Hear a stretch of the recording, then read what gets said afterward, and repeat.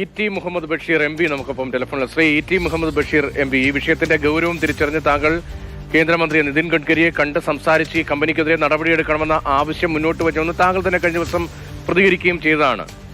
അന്ന് ലഭിച്ച ഉറപ്പാണോ ഈ കമ്പനിയെ ഡീബാർ ചെയ്യുമെന്നത്?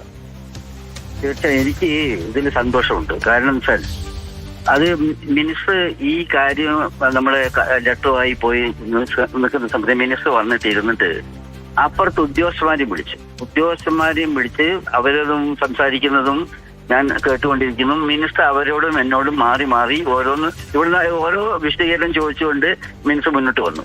അപ്പോൾ അന്ന സമയത്ത് അദ്ദേഹം പറഞ്ഞു, അതെല്ലാം വെച്ചതിന് ശേഷം അദ്ദേഹം പറഞ്ഞു, ഈ ഉദ്യോഗസ്ഥന്മാർ ആരാണ്, എങ്ങനെയെല്ലാമാണ് ചെയ്തത്, ഈ കരാറുകാരന് ജോലി കഴിഞ്ഞതാണോ, അത് കഴിഞ്ഞ ജോലി പിന്നെ എങ്ങനെയാണ് ഇടിഞ്ഞു പൊളിഞ്ഞു വീണത്, എന്നിട്ടാടി കാര്യങ്ങളെ പറ്റി നിങ്ങൾ നോക്കിയിട്ടൊന്നല്ല അവരുമായിട്ട് ഇങ്ങനെ സംസാരിക്കുന്നത്.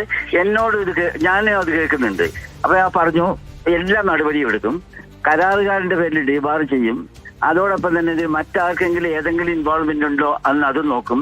IIT-യിലെ വിദഗ്ധന്മാരെ ഉപയോഗിച്ചിട്ട് ടെക്നിക്കൽ ടീം ഫോം ചെയ്തിട്ട് ഇതിലെന്താണ് സംഭവിച്ചത്, എന്താണ് ഇനി വരാൻ വേണ്ടി പോകുന്ന സംഗതികൾ എന്ന കാര്യങ്ങളെ പറ്റിയൊക്കെ പഠിക്കാൻ വേണ്ടിയുള്ള സംവിധാനം ഏർപ്പെടുത്തും.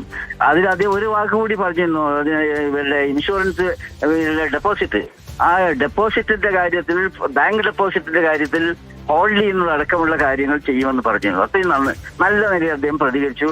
നല്ലൊരു ഫലമുണ്ടായതിനും എനിക്ക് വളരെ സന്തോഷമുണ്ട്. അതോടൊപ്പം തന്നെ ഇതിൽ വളരെ ഗൗരവമായിട്ടുള്ള സംഗതി എന്ന് പറയുന്നത്, ഇപ്പൊ നമുക്കറിയാം കേരളം എന്ന് പറഞ്ഞാൽ ഏറ്റവും മഴ ഉണ്ടാകുന്ന സംസ്ഥാനമാണ്. മഴ വന്നു കഴിഞ്ഞാൽ ഉണ്ടാകുന്ന പ്രശ്നങ്ങൾ ഉണ്ടാകുമെന്ന് കാലേക്കുട്ടി പഠിക്കലാണല്ലോ ഒരു എഞ്ചിനീയറിംഗിന്റെ വൈദഗ്ധ്യം എന്ന് പറയുന്നത്. അതവർ കാര്യമായിട്ട് ആ പാരിസ്ഥിതിക പ്രശ്നങ്ങൾ അവർ നോക്കിയില്ലെന്ന് മാത്രമല്ല, നാട്ടുകാർ പലരും ഇങ്ങനെ ഇതില് അപാകത നടന്നിട്ടുണ്ട് എന്ന് പറഞ്ഞപ്പോ അവർ നിസ്സാരവൽക്കരിച്ച ഒരു സമീപനവും. എങ്ങനെയാണ് അങ്ങനെ നിസ്സാരവൽക്കരിക്കാൻ കഴിയുന്നത്?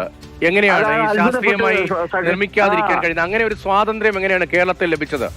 ഇപ്പോൾ മലയാളങ്ങളിൽ ഇത്തരം വാർത്തകൾ കാണുന്നില്ല. കേരളത്തിൽ എങ്ങനെയാണ് ഈ കമ്പനിക്കും ദേശീയപാത അതോറിറ്റിക്കും അങ്ങനെ വലിയ സ്വാതന്ത്ര്യം ലഭിക്കുന്നത്? നിങ്ങൾ ഷെയർ ചെയ്യുന്ന വളരെ ശരിയായ ഒരു കാര്യമാണ്. കാരണം എൻവയോൺമെന്റൽ ആയിട്ടുള്ള ഇമ്പാക്ട് എന്താണ് ആ സ്റ്റഡി നടത്തുക ആവശ്യമില്ല. അതിനല്ലേ ഈ വലിയ എഞ്ചിനീയറിംഗ് സംവിധാനങ്ങളൊക്കെ ഉള്ളത്. അപ്പൊ മാത്രമല്ല, അത് ഞാൻ പറഞ്ഞു വന്നതുപോലെ അത് ഇന്ന പ്രശ്നങ്ങൾ ഉണ്ടെന്ന് നാട്ടുകാര് പറഞ്ഞിട്ടും അത് മൈൻഡ് ചെയ്യാതെ അവർ മുന്നോട്ട് പോയി എന്നുള്ള പരാതിയുണ്ട്. അത് ആ നിവേദനത്തിലുണ്ട്. അപ്പൊ ഇതൊന്നും നോക്കാതെ അവർ ചെയ്തത് വലിയൊരു അപരാധമാണ്. അത് ഗൗരവമായിട്ട് എടുക്കേണ്ട സംഗതിയുമാണ്. അതിന്റെ തുടക്കത്തിൽ ഗൗരവമായിട്ട് എടുത്തു ഗവൺമെന്റ് എന്ന കാര്യത്തിൽ സന്തോഷമുണ്ട്. ഞങ്ങൾ അത് ഫോളോ അപ്പ് ചെയ്യേണ്ടത് ജനപ്രതിനിധികൾ എന്നുള്ള നിലയിൽ എന്റെ മണ്ഡലത്തിലെ കൂടി കാര്യമാണ്. മാത്രമല്ല നമ്മൾ കോഴിക്കോടിന്റെ കാര്യവും അതുപോലെ തന്നെ കാസർഗോഡിന്റെ കാര്യവും പറഞ്ഞിട്ടുണ്ട്. ഇതെല്ലാം വെച്ചുകൊണ്ട് ഞങ്ങളൊക്കെ തന്നെ ഫോളോ അപ്പ് ചെയ്യും. ഈ കാര്യത്തിൽ വന്നിട്ട് തെറ്റെന്താണെന്ന് മനസ്സിലാക്കുകയും തെറ്റ് ചെയ്തവരെ തീർച്ചയായിട്ടും അത് അതിൻ്റെതായ നിയമ നടപടികൾക്ക് വിധേയമാക്കാൻ വേണ്ടി ജനപ്രതിനിധികൾ ചെയ്യേണ്ട ഒരു ജോലി ആ ജോലി ചെയ്യുകയും ചെയ്യുന്നു കൂടി അറിയിക്കാൻ ഞാൻ ആഗ്രഹിക്കുകയാണ്. നന്ദി ശ്രീ ഇ.ടി. മുഹമ്മദ് ബഷീർ.